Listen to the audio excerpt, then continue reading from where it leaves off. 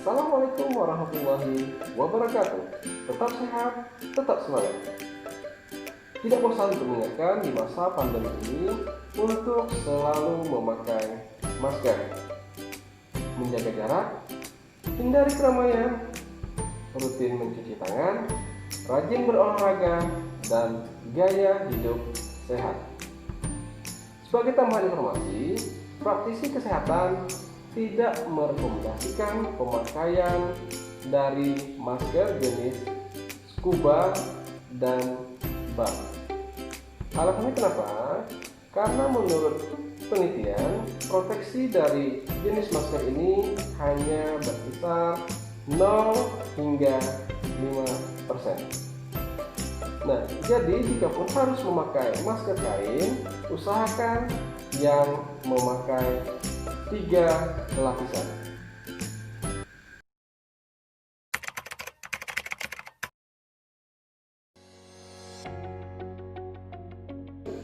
Pada pertemuan kali ini, kita akan mempelajari tentang usaha dan daya.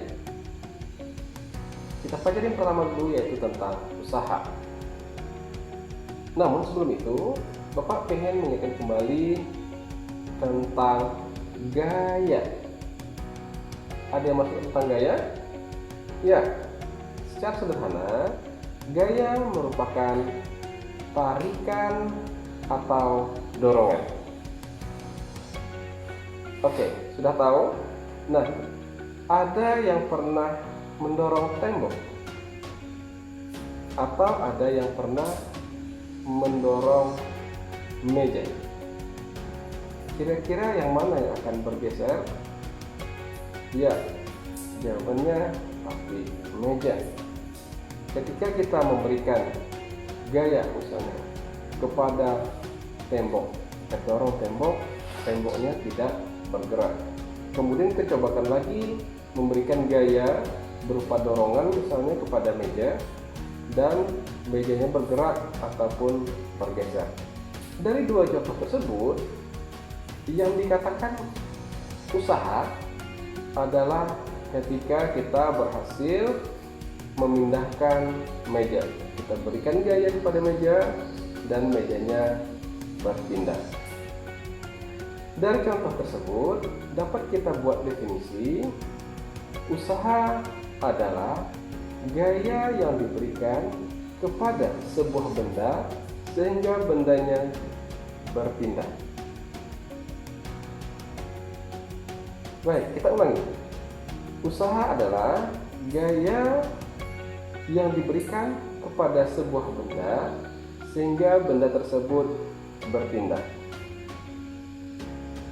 Ya, dari definisi tadi bisa kita buat sebuah perhitungan atau rumus di mana usaha atau kerja dalam bahasa Inggrisnya kita sebut dengan work, kita singkat dengan huruf W. Gaya kita beri lambang F atau force. Sementara perpindahan kita beri lambang delta S. Sehingga dapat disimpulkan rumus untuk mencari usaha adalah W sama dengan F dikali delta S. Baik, untuk lebih paham, kita akan langsung kepada contoh soal. Misalnya, Budi, baik, terlalu sering ya. Atan mendorong sebuah meja dengan gaya 20 Newton. Ternyata meja tersebut berpindah sejauh 10 meter. Nah, dari kasus ini bisa kita melihat ada dua pertanyaan. Misalnya pertanyaan yang pertama, apakah Atan tersebut melakukan kerja? Ya, jawabannya iya. Alasannya kenapa? Karena Atan memberikan gaya kepada meja dan meja tersebut berpindah. Jadi kuncinya adalah berpindah. Jika bendanya berpindah, maka melakukan yang namanya usaha atau kerja. Nomor 2, berapakah usaha yang dilakukan oleh Atan? Nah, untuk menjawab ini kita buat diketahui dulu dari soal apa saja.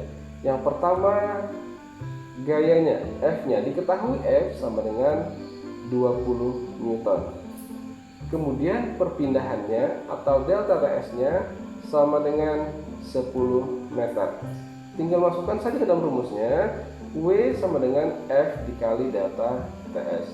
F-nya tadi adalah 20 Newton dan perpindahannya adalah 10 meter. 20 kali 10, 200 Newton meter. Nah, Newton meter tersebut dapat kita ubah satuannya menjadi Joule. Sehingga dapat dijawab bahwa usaha yang dilakukan Atan adalah sebesar 200 Joule. Contoh kedua, misalnya bujang mendorong sebuah balok dengan gaya 50 Newton. Total usaha yang dilakukan oleh bujang adalah sebesar 1500 Joule.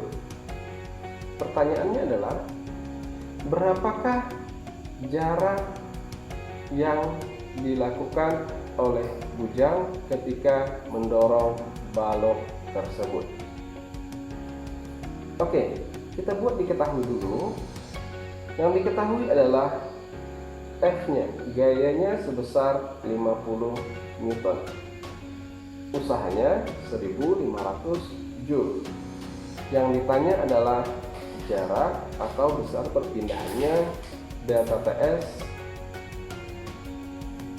Untuk menjawabnya, kita buatkan segitiga sebuah rumusnya. Kita masukkan lambang-lambang hurufnya, di mana W di atas, F-nya di bawah, delta TS-nya di bawah.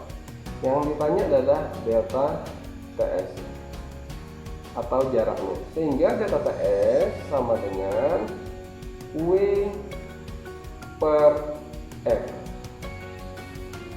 W-nya berapa tadi? W-nya 1500. F-nya 50. 1500 dibagi dengan 50, kita coret nolnya 1. 150 dibagi dengan 5. 150 bagi 5, jawabannya 30.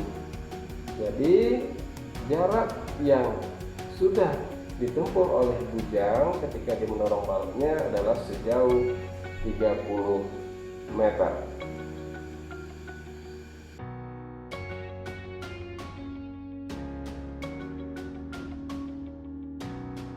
Nah, tadi kita sudah mempelajari tentang usaha. Kali ini kita akan membahas apa itu daya. Sebelum itu, kita lihat ilustrasi berikut. Dua orang anak, bujang dan Atan, mendorong masing-masing mendorong sebuah balok yang identik dengan jarak yang sama, namun membutuhkan waktu yang berbeda.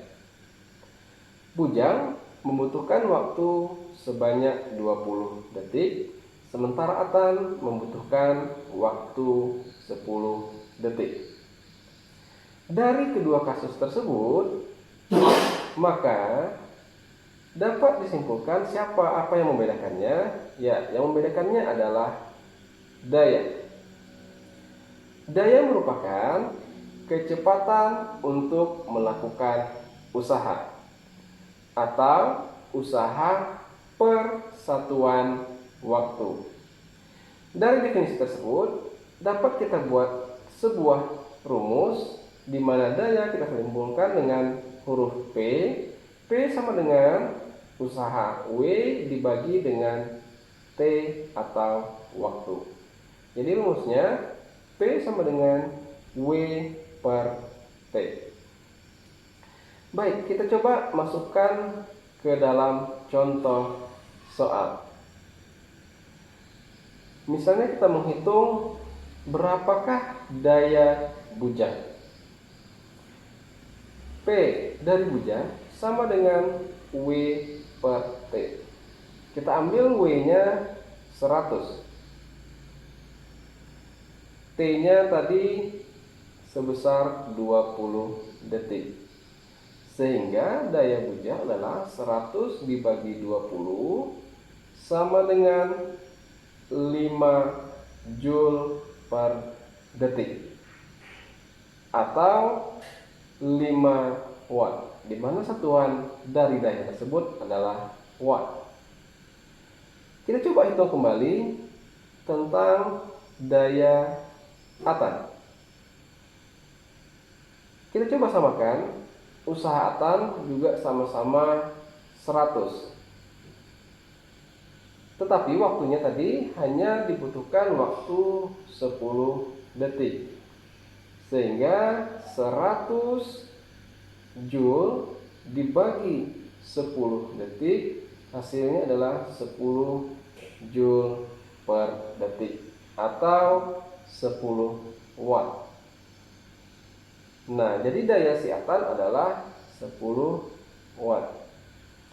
Dari perbandingan kedua contoh tadi, dapat kita simpulkan bahwa daya berbanding terbalik dengan waktu. Artinya apa? Ketika waktu yang dibutuhkan sedikit, maka dayanya akan semakin besar. Begitu juga sebaliknya, ketika waktunya bertambah banyak, maka dayanya akan menjadi kecil.